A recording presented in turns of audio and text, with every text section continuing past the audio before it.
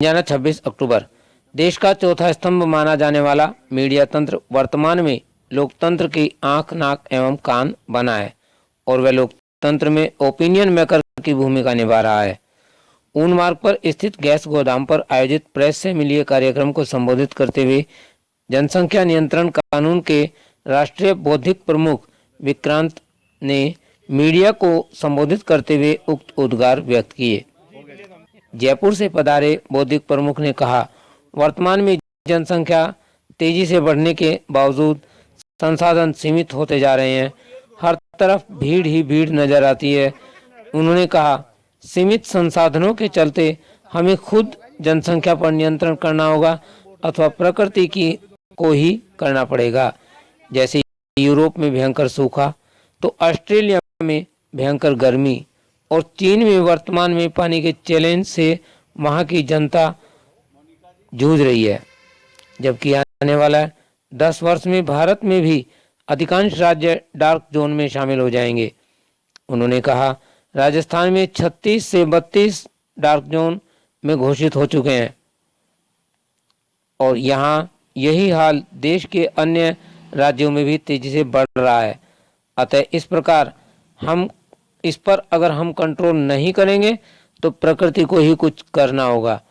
विषम परिस्थितियों में के लिए सीमित संसाधनों के चलते बौद्धिक प्रमुख ने आत्मनियंत्रण को आगे आने का आह्वान किया।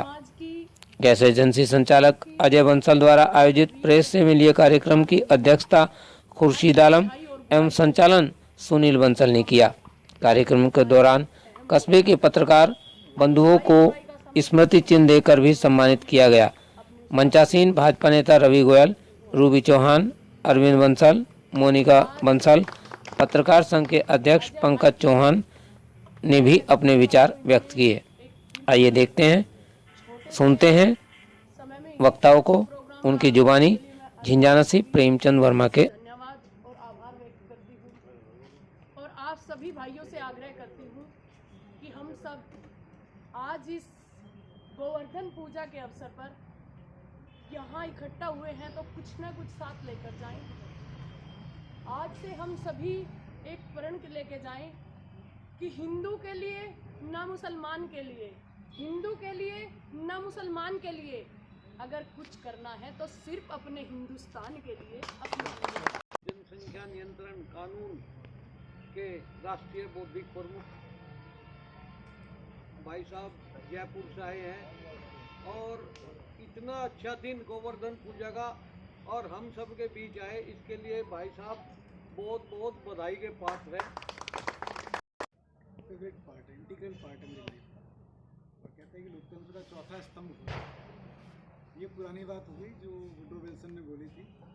अब तो ये हो गया कि लोकतंत्र की आंखें, नाक और कान पत्रकार ही होते हैं, मीडिया ही होता है। और अब तो जर्नलिज्म की भूमिका बड़ी विशाल हो गई है। Now they are not journalist, they are opinion makers. आजकल अपने रेज्यूमे में भी लोग ओपिनियन मेकर्स ही लिखने लगे। आप लोगों को शायद पता होगा, बड़े जर्नलिस्ट कोई जर्नलिस्ट नहीं लिखता, ओपिनियन मेकर्स लिखता है। ओपिनियन मेकर्स तो मतलब कि हम समाज का ओपिनियन बनाने लगे, क्या सही है, क्या गलत है, क्या सच्चा है, क्या झूठा है, क्या उलझा है और क्या सुलझा है, ये बताने का काम अब मीडिया का है। दायित्व भी है और विशेषाधिकार भी हो गया है। मैं जिस संगठन से हूँ, जनसंख्या समाधान फाउंडेशन, वो संगठन पॉपुलेशन कंट्रोल पॉलिसी के लिए काम कर रहा है।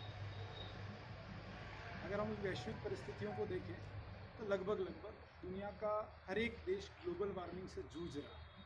अभी यूरोप ने पिछले 125 साल का सबसे खतरनाक वाला सूखा देखा है।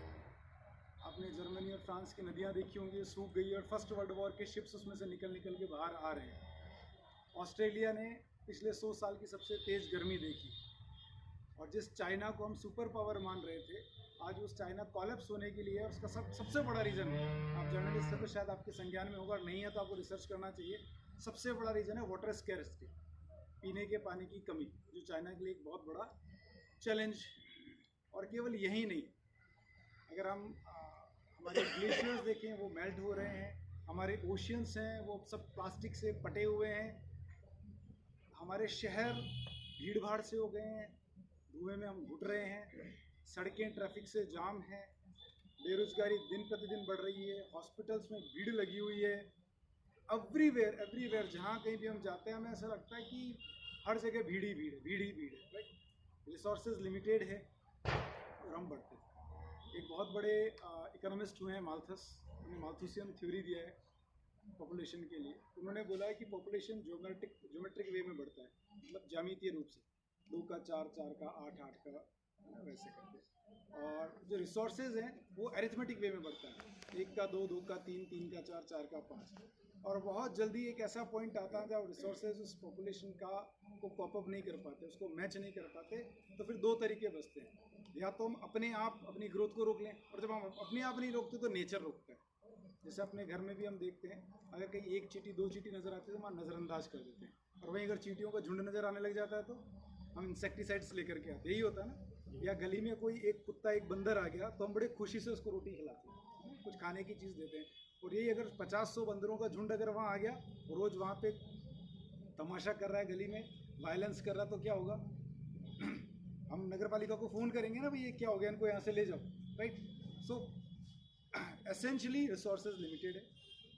1951 में हम 36 करोड़ थे, आज हम 140 करोड़ हो गए। किसान के पास आज 0.2 हेक्टेयर, हम आज से 5 गुना ज़्यादा ज़मीन हुआ करती थी, आज 1/5 रह गए। और ये रिसोर्सेज सब जगह जा रहे हैं। आज पानी की स्कैरसिटी सब जगह नज़र आने लगी है, और अगले 10 साल बाद भारत के लगभग आधे राज्य डार्क जोन में होंगे। डार्क जोन आप समझते ही होंगे, जहाँ ग्राउंड वाटर इतना नीचे चला जाता है कि वापस रिचार्ज नहीं हो पाता, उसको डार्क जोन बोलते हैं। मैं राजस्थान से आता हूँ, आपको पता ही है वहाँ पानी की बड़ी समस्या है। वहाँ पर भी 33 डिस्ट्रिक्ट्स में से 32 डिस्ट्रिक्ट्स डार्क जोन्स में ऑलरेडी आ चुके हैं। एमपी जहाँ पानी पहले खूब हुआ करता था, एमपी के लगभग सारे डिस्ट्रिक्ट डार्क जोन। ये सारी चीज़ें चीख कर हमें कह रही है कि जिस तरह से हम हमें ज़िंदगी जी रहे हैं, जैसा हमारा समाज चल रहा है, उसमें हमें कोई ना कोई सेल्फ चेक, आत्मनियंत्रण वहाँ पे लगाना पड़ेगा। या तो हम करेंगे नियंत्रण, या फिर नेचर करें, दोनों में से एक चीज़ करें।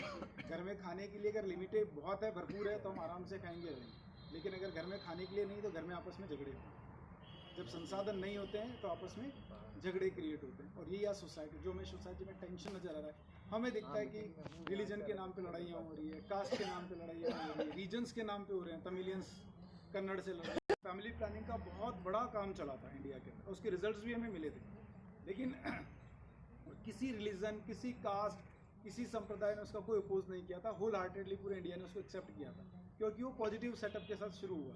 राइट, उसके बाद पता नहीं क्या हुआ कि पिछले 30-40 साल से हमने बात करना इस पर बंद कर दिया।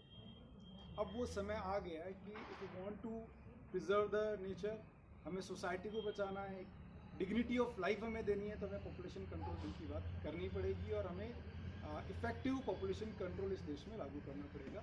इसको लेकर के जनसंख्या समाधान फाउंडेशन कार्य कर रहा है। 27 नवंबर को दिल्ली में जंतर मंतर के ऊपर एक बहुत बड़ी सभा है।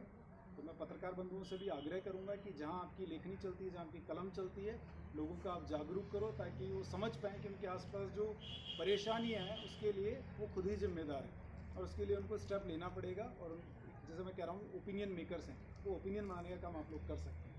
और बस बहुत उम्मीद भरी निगाह से मैं आपकी तरफ देखता हूँ कि आप सफलतापूर्वक इस कार्य को करेंगे। धन्यवाद, बहुत आप लोगों का एहसान कि अपना कीमती समय आप लोगों ने लेखनी का समय मुझे दिया। और इसी बीच में एक छोटी सी प्रतियोगिता लोग बच्चों से कराते हो, सब पत्रकार लोग, हमने मन बना के हम पत्रकारों से कराएंगे प्रतियोगिता।